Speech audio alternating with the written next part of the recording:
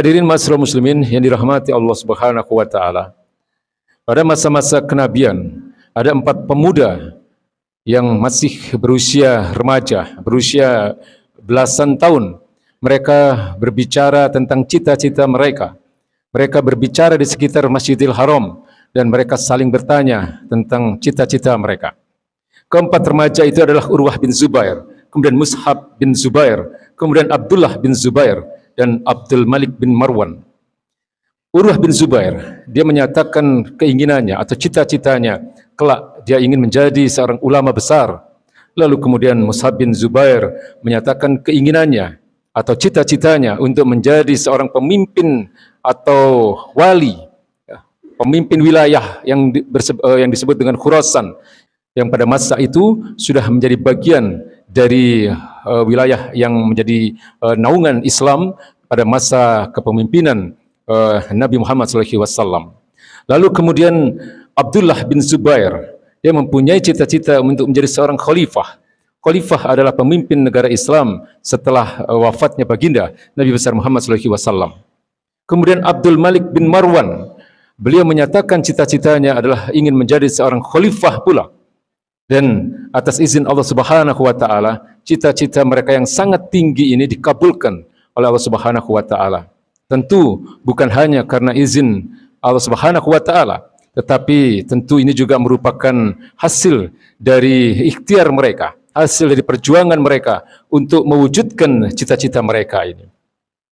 Jadi cita-cita yang tinggi ternyata bisa dicapai dengan upaya yang sungguh-sungguh dan atas izin Allah Subhanahu wa taala.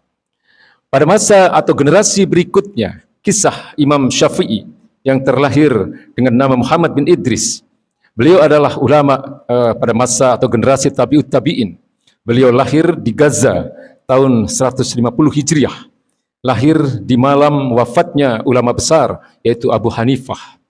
Lalu kemudian sang ibu yang tahu bahwa pada malam itu adalah malam wafatnya Abu Hanifah memiliki cita-cita yang sangat tinggi atau cita-cita yang sangat besar, yaitu dia menginginkan agar putranya yang bernama Muhammad bin Idris ini beliau inginkan untuk menjadi seorang ulama sebesar Abu Hanifah. Lalu atas upaya yang sungguh-sungguh, upaya yang keras, pada usia 2 tahun sang putra dibawa menuju Mekah untuk belajar pada para ulama-ulama besar. Dan karena cita-cita yang tinggi, upaya yang kuat dengan perjuangan yang luar biasa, sang ibu pun kemudian berhasil mewujudkan cita-citanya, yaitu menjadikan Muhammad bin Idris yang hari ini kita kenal dengan ulama besar yang bernama Imam Syafi'i, yang mazhabnya atau pendapat-pendapatnya tentang fikih menjadi rujukan sebagian besar umat Islam di Indonesia dan di banyak negara. Jadi berkat cita-cita sang ibu dan berkat keinginan yang besar pula dari sang anak, cita-cita ini kemudian diwujudkan oleh Allah Subhanahu wa taala. Generasi sesudahnya, berabad-abad sesudahnya, yaitu saya ingin menceritakan tentang keberhasilan seorang Muhammad Al-Fatih. Hari ini Muhammad Al-Fatih kita kenang sebagai seorang pejuang Islam yang luar biasa, yang kemudian karena kecintaan kaum muslimin terhadap Muhammad Al-Fatih, kita lihat banyak sekali hari ini generasi-generasi yang baru, generasi-generasi yang lahir pada masa ini diberi nama Muhammad Al-Fatih. Yang harus kita ketahui adalah Muhammad Al-Fatih adalah seorang panglima besar penakluk Konstantinopel. Konstantinopel atau yang hari ini kita kenal dengan nama kota Istanbul yang ada di Turki, pada masa itu adalah ibu kota dari sebuah negara yang disebut dengan Romawi Timur. Penakluk Konstantinopel yang bernama Muhammad Al-Fatih ini terwujudnya keinginannya tidak lepas dari cita-cita sang ayah yang terinspirasi dari hadis Nabi yang sahih yang meriwayatkan tentang akan adanya seorang panglima besar yang akan menaklukkan Konstantinopel yang pada masa itu disebut dengan kota Al-Konstantiniyah. Jadi pada masa-masa ketika Nabi dan para sahabat berada di dalam peperangan yang disebut dengan perang Khandaq atau perang Ahzab, salah seorang sahabat bertanya kepada baginda Nabi, "Ya Rasulullah, ayul madinataini tuftahu awalan, Al-Konstantiniyah au Rumiyah?" Nabi ditanya oleh salah seorang sahabat, "Ya Rasulullah, kota manakah nanti yang akan kita taklukkan terlebih dahulu? Apakah Al-Konstantiniyah atau Konstantinopel, au Rumiyah atau Roma?" Di Konstantinia ini adalah ibu kota dari Romawi Timur.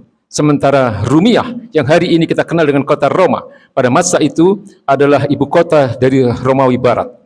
Jadi Romawi ini pada masa itu, pada masa-masa kenabian adalah sebuah negara adidaya yang sangat-sangat besar. Sehingga karena besarnya wilayahnya kemudian dibagi menjadi dua, yaitu Romawi Timur dan Romawi Barat. Romawi Timur beribu kota di Konstantinopel, atau hari ini kita kenal dengan nama Istanbul yang ada di Turki. Lalu Romawi Barat adalah sebuah wilayah Romawi yang kemudian ibu kotanya kita kenal hari ini dengan nama Roma, yang hari ini menjadi ibu kota negara Italia. Pada masa itu disebut oleh para sahabat sebagai kota Rumiyah. Nah, lalu ketika kemudian Nabi ditanya, kota manakah yang nanti akan kita taklukkan terlebih dahulu? Apakah Konstantinia atau Konstantinopel atau Rumiyah yang hari ini kita kenal dengan nama kota Roma? Kemudian Nabi mengatakan, Madinatu Hirokla tuftahu awalan. Kota yang akan kita taklukkan terlebih dahulu adalah kotanya Heraklius. Maksudnya adalah Konstantinopel. Dan kemudian Nabi melanjutkan dengan kalimat, wa ni'mal amiru amiruha, wa ni'mal jais dalika jais. Nabi mengatakan seorang panglima terbaik yang akan dikenang sepanjang masa sebagai seorang panglima terbesar dalam sejarah Islam adalah panglima yang akan menaklukkan Konstantinopel itu. Dan pasukan terbaik adalah pasukan yang akan menaklukkan Konstantinopel ini. Kalimat atau apa yang disampaikan oleh Nabi ini kemudian menjadi motivasi bagi seluruh generasi Islam dari masa ke masa. Pada masa itu tidak terbayangkan Romawi Timur dan Romawi Barat akan ditaklukkan oleh umat Islam. Karena umat Islam sendiri pada masa itu hanya memiliki satu wilayah yang hari ini kita kenal dengan kota Madinah. Kecil sekali dibandingkan dengan Romawi Timur ataupun Romawi Barat.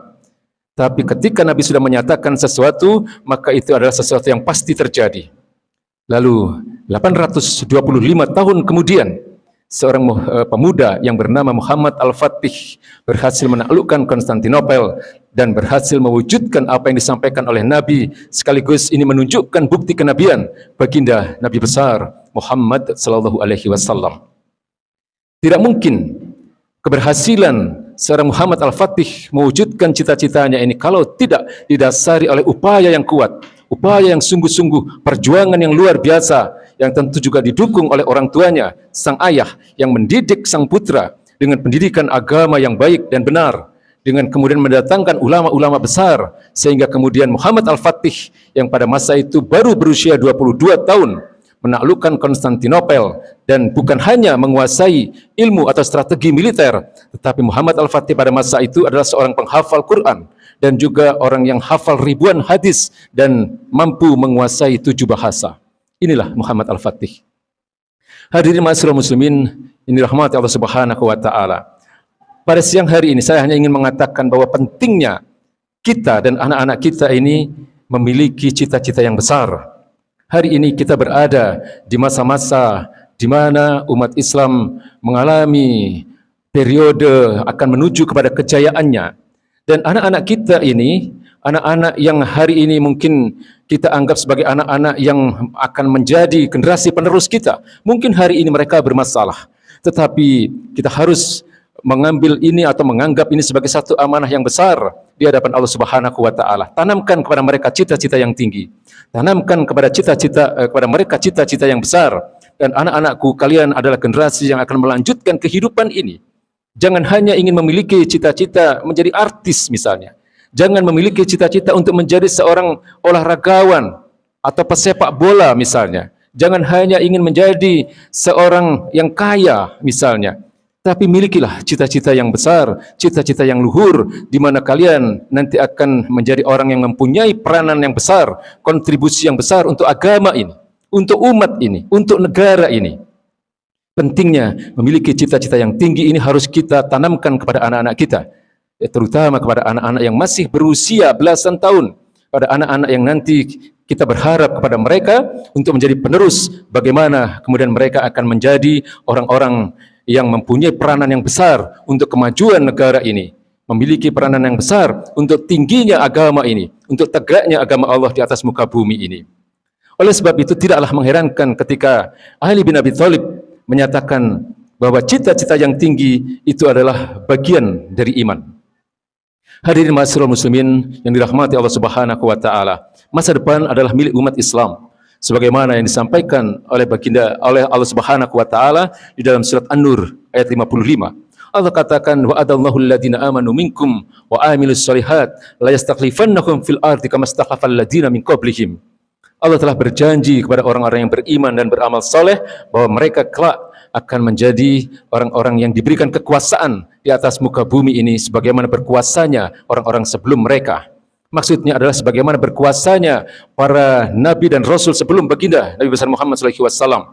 Dan kalau ini kita kiaskan dengan hari ini, dengan zaman kita ini, hari ini umat Islam diberikan janji oleh Allah Subhanahu wa taala bahwa kelak mereka akan diberikan kekuasaan untuk menjadi satu generasi yang akan memimpin peradaban dunia sebagaimana dulu Nabi memimpin peradaban dunia, sebagaimana dulu para sahabat memimpin peradaban dunia, sebagaimana para tabi'in dan tabi'ut tabi'in dengan ulama-ulama yang besar dan khalifah serta para pemimpin-pemimpin yang besar yang pada saat itu menjadi pemimpin peradaban dunia. Hadirin ma'asyiral muslimin yang dirahmati Allah Subhanahu wa taala. Cita-cita yang tinggi tidak akan terwujud kalau di dalam diri generasi Islam itu tidak memiliki kepribadian Islam. Kepribadian Islam dipengaruhi oleh dua hal. Yang pertama adalah generasi ini harus memiliki pemikiran-pemikiran yang Islami. Bagaimana mereka menjadikan Islam ini sebagai standar kebenaran. Bagaimana mereka memandang setiap persoalan dari sudut pandang Islam. Sehingga kemudian mereka bisa memahami mana yang halal dan mana yang haram. Mereka bisa memahami hukum-hukum setiap perbuatan, mana yang makruh, mana yang sunnah, mana yang wajib, mana yang haram, dan mana yang mubah. Ini yang harus kita tanamkan kepada mereka. Satu, pemikiran Islami yang akan membentuk kepribadian yang Islami. Yang kedua, tanamkan kepada mereka pola sikap yang Islami, nafsiyah Islamiyah. Tanamkan kepada mereka bagaimana agar kita bisa berperilaku dan bersikap memenuhi kebutuhan-kebutuhan kita dengan hal-hal yang halal.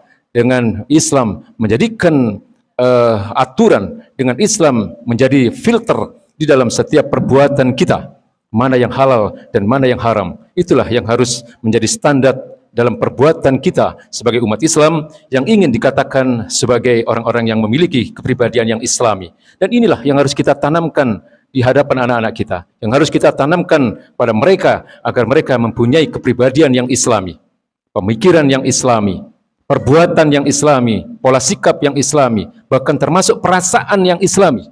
Sehingga mereka mempunyai perasaan cinta kepada agama ini. Mereka mempunyai perasaan yang cinta kepada saudara-saudaranya sesama kaum muslimin. Mereka mempunyai ukhuwah Islamiyah yang kuat. Inilah yang akan menjadikan mereka sebagai generasi Islam yang akan mampu memberikan peranan untuk kemajuan negara ini, untuk kemudian juga memberikan peranan mereka meninggikan kalimat-kalimat Allah di atas muka bumi ini. Pasanglah cita-cita yang tinggi anak-anakku dan kepada para pendidik, para pembina, ajarkan kepada mereka agar mereka mempunyai keinginan dan motivasi untuk menjadi ulama-ulama yang besar, menjadi orang-orang yang ahli bahasa Arab, menjadi penghafal Quran, menjadi ulama-ulama hadis dan seterusnya. Bukan hanya hal-hal yang terkait dengan keberhasilan duniawi. Ketika kita mempunyai cita-cita yang tinggi untuk agama ini, untuk umat ini, maka kita tidak hanya akan dimuliakan di atas muka bumi ini, tetapi kita juga akan dimuliakan di akhirat nanti. Tidak hanya manusia yang ridho nanti, tetapi Allah pun akan ridho dengan kita, para malaikat pun akan ridho dengan kita, orang-orang yang soleh pun akan ridho dengan kita ketika kita sudah menghadap ke hadapan Allah Subhanahu wa taala. Barakallahu li wa lakum fil Qur'anil azim wa nafa'ni wa iyyakum bima fihi minal ayati wa dzikril hakim.